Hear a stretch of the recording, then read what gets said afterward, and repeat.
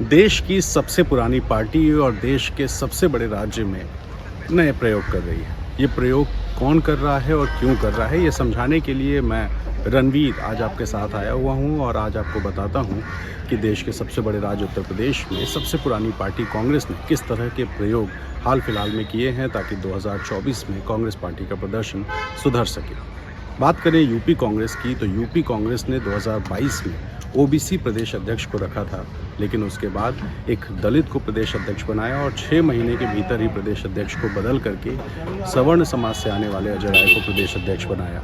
इसके तुरंत बाद अभी हाल में ही कांग्रेस पार्टी ने महासचिव बदल दिया है और प्रभारी के तौर पर अविनाश पांडे को अब यूपी की जिम्मेदारी दी है।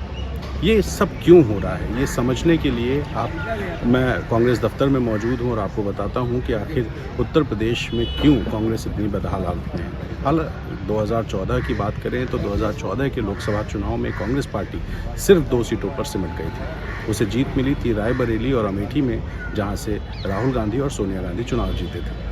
इसके बाद 2017 का विधानसभा चुनाव आता है, जब कांग्रेस ने गठबंधन किया समाजवादी पार्टी से, लेकिन पार्टी सिर्फ 7 विधानसभा सीटें ही जीत पाई। फिर 2019 का चुनाव आया तो कांग्रेस पार्टी के लिए ये चुनाव और ज़्यादा ख़राब हालत में पहुंचा दिया कांग्रेस को, क्योंकि सिर्फ रायबरेली में कांग्रेस पार्टी को जीत मिली और बाकी सारी सीटें कांग्रेस हार गई। फिर 2022 के विधानसभा चुनाव में कांग्रेस लड़ी, लेकिन जीत मिली सिर्फ 2 विधानसभा सीटों पर। ऐसे में अब 2024 का लोकसभा चुनाव सर पर है और पार्टी चाहती है कि जो प्रदर्शन है वो प्रदर्शन सुधरे, और ऐसे में अविनाश पांडे को जिम्मेदारी दी गई है उत्तर प्रदेश की, जो कि अब यूपी में जो संगठन है उसको भी देखेंगे और किस तरह से प्रत्याशियों का चयन हो, इस पर भी प्रभाव रखेंगे। अविनाश पांडे के बारे में बताते हैं। अविनाश पांडे कांग्रेस का एक बड़ा ब्राह्मण चेहरा है। ये राजस्थान में भी प्रभारी थे, हाल फिलहाल में छत्तीसगढ़ के प्रभारी थे और अब उत्तर प्रदेश के प्रभारी महासचिव होंगे। अविनाश पांडे एक ब्राह्मण चेहरा होने के साथ साथ राज्यसभा के सांसद भी रह चुके हैं और राजनीति का एक लंबा अनुभव है। तो यूपी में जो कास्ट इक्वेशन है, उस कास्ट इक्वेशन को भी साधने की कोशिश है, क्योंकि कांग्रेस ने 3 दशकों में अपना जो वोट बैंक था, उस वोट बैंक को, जातिगत आधार का जो वोट बैंक है उसको खोया है और वो वोट बैंक छिटक करके पहले सपा बसपा में गया और अब काफ़ी हद तक भारतीय जनता पार्टी में। ऐसे में कांग्रेस ने अजय राय को प्रदेश अध्यक्ष और अविनाश पांडे को प्रभारी महासचिव बना करके सवर्णों को साधने की एक बड़ी कोशिश की है। साथ ही जो गठबंधन की बात अगर करें इंडिया अलायंस की, तो इंडिया अलायंस में समाजवादी पार्टी गठबंधन में तो है, लेकिन ये गठबंधन आखिर किस तरह आगे बढ़ेगा, किस तरह से सीट शेयरिंग होगी, ये बहुत महत्वपूर्ण हो जाता है। और हाल फिलहाल में जो विधानसभा चुनाव हुए हैं, जिसमें राजस्थान, छत्तीसगढ़, मध्य प्रदेश में कांग्रेस जीतते जीतते हार गई, इस हार की वजह से कांग्रेस कहीं ना कहीं आज समाजवादी पार्टी के साथ अलायंस में कॉम्प्रोमाइजिंग सिचुएशन में है, क्योंकि समाजवादी पार्टी चाहती है कि जिस सीट शेयरिंग है उस सीट शेयरिंग में कांग्रेस को कम सीटें दी जाएं। ऐसे में अखिलेश यादव और कांग्रेस पार्टी के जो तमाम नेता हैं उनके साथ गाहे बगाहे कई बार बयानबाजी ऐसी होती है, जिस बयानबाजी की वजह से दोनों पार्टियों में तलखी भी बढ़ती है। लेकिन जब इंडिया अलायंस की बैठक होती है तो बैठक के बाद सब कुछ ऑल इज़ वेल बताया जाता है।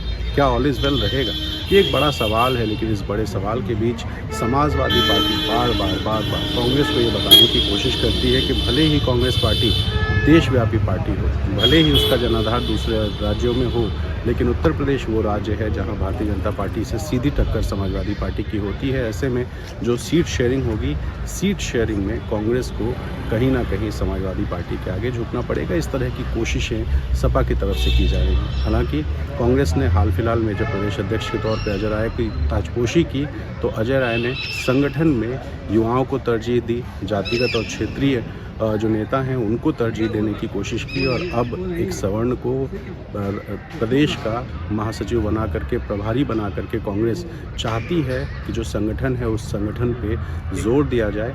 ऐसे में अब जब अजय राय यूपी जोड़ो यात्रा पर निकले हुए हैं, पश्चिमी उत्तर प्रदेश से शुरू हुई ये यात्रा लखनऊ पहुंचेगी और लखनऊ पहुंचने के बाद संभव है कि अगले महीने इसका फेज़ 2 भी शुरू हो और पूर्वांचल और बुंदेलखंड के जो हिस्से बचे रह जाएंगे उन हिस्सों में भी कांग्रेस पहुंचने की और लोगों के बीच जाने की कोशिश करेगी। लेकिन फिलहाल जो एक बात तय है वो ये कि कांग्रेस अपना खोया हुआ जो जनाधार है उस जनाधार को वापस पाने के लिए नए नए प्रयोग कर रही है और इस प्रयोग में प्रदेश अध्यक्ष भी नए हैं और प्रभारी महासचिव भी नए हैं। इन दोनों दोनों की जुगलबंदी किस तरह से कांग्रेस पार्टी को पुराना खोया हुआ जो जनाधार है उस जनाधार को वापस दिलाने की और संगठन को मजबूत करने के लिए प्रभावी होगी, ये एक बड़ा सवाल है। 2019 में प्रियंका गांधी जो कि यूपी पहुंची थी, लोकसभा चुनाव में उन्होंने प्रचार भी किया था। उसके बाद 2022 के विधानसभा चुनाव से पहले प्रियंका गांधी को प्रभारी महासचिव बनाया गया, लेकिन कांग्रेस का प्रदर्शन बहुत अच्छा नहीं रहा।